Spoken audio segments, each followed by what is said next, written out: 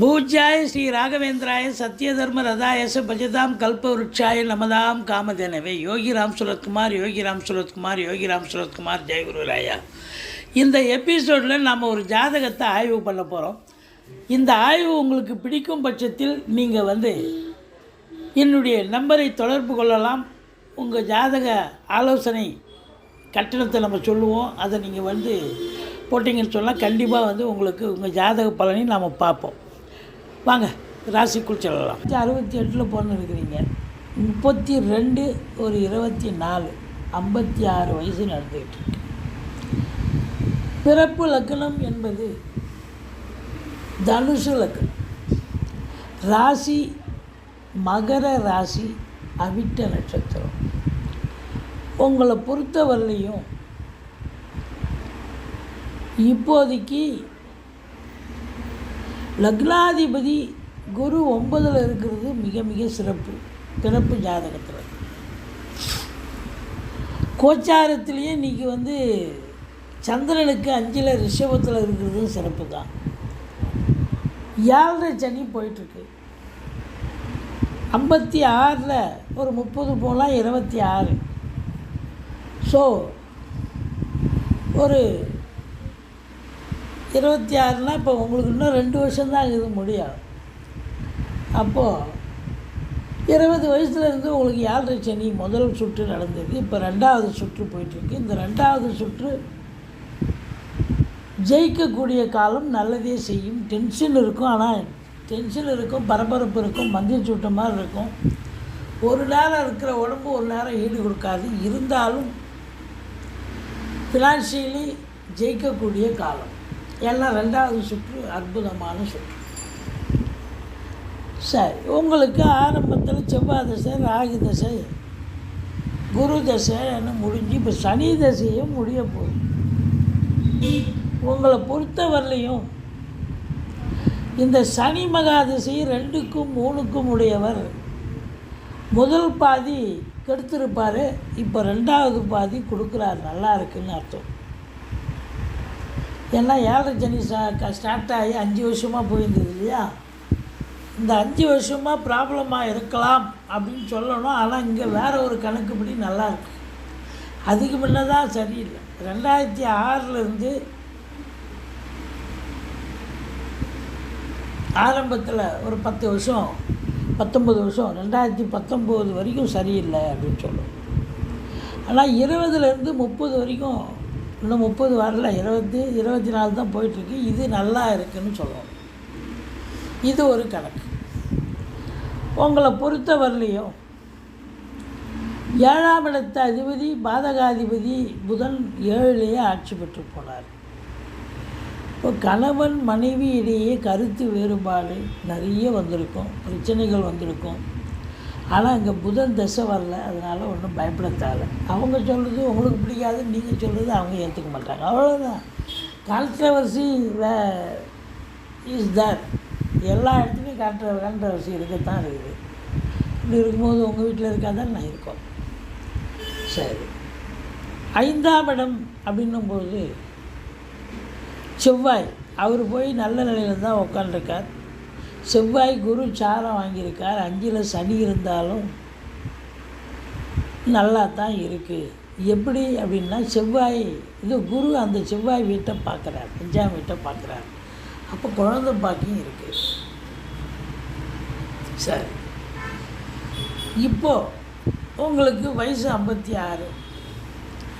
நீங்கள் சூரியன் செவ்வாய் இணைஞ்சிருக்குது. குரு பார்த்துருக்கா பார்க்கல, பட் இருந்தாலும் இன்னும் இந்த 10ஆம் இடம் சனி 5ல் போய் உட்காந்துட்டார். 10 கூடியவன் 7ல் போயிருக்கார்.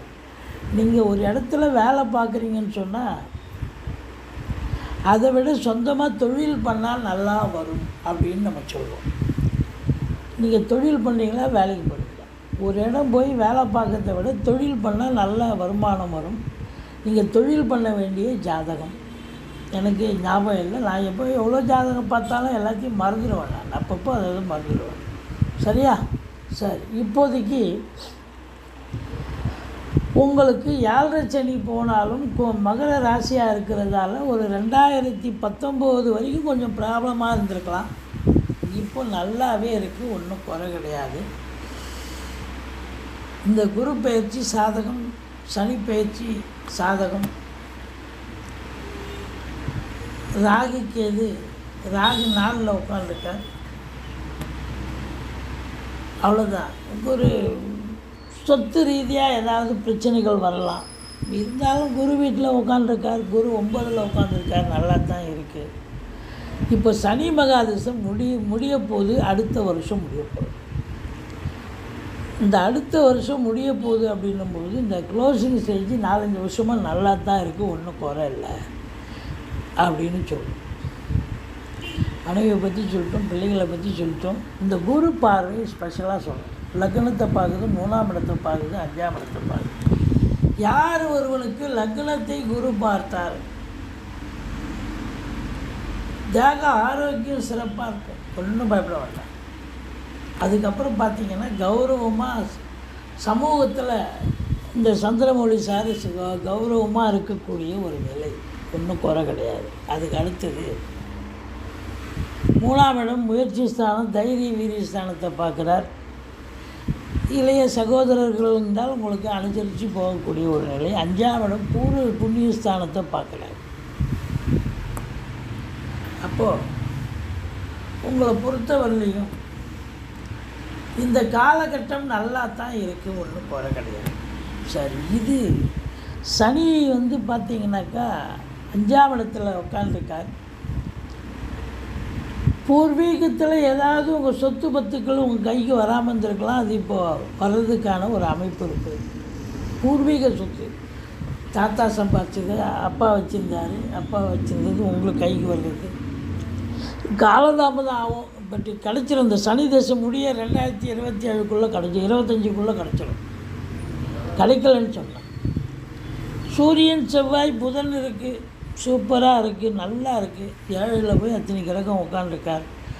சரி, இப்போது வயதின் லக்னம் தனுசு, இது பிறப்பு லக்னம். இப்போ வயதின் லக்னம் மிதுன லக்னம். அதனுடைய அதிபதி புத பகவான் அங்கேயே உட்காந்துருக்கார். நல்லா இருக்காரா? சூப்பராக இருக்கார். ஆரம்பத்தில் என்ன போகும்? செவ்வாய் மிருகசீரிஷம், அவரும் அங்கேயே உட்காந்துருக்கார். அவர் யார்? 6க்கும் 11க்கும் முடியவர். இப்போ கொஞ்சம் கடன் காட்சிகள் இருந்திருக்கலாம். அது இருந்தாலும் ஒன்றும் பெரிய லெவலில் கிடையாது, ஒன்றும் பயப்படுற அளவுக்கு இல்லை. அதுக்கப்புறம் ராகு 10ல் உட்காந்துருக்கார், அதுவும் ஒன்றும் பிரச்சனை இல்லை. இப்போ குரு 3ல் உட்காந்துருக்கார், அதுவும் ஒன்றும் பிரச்சனை இல்லை.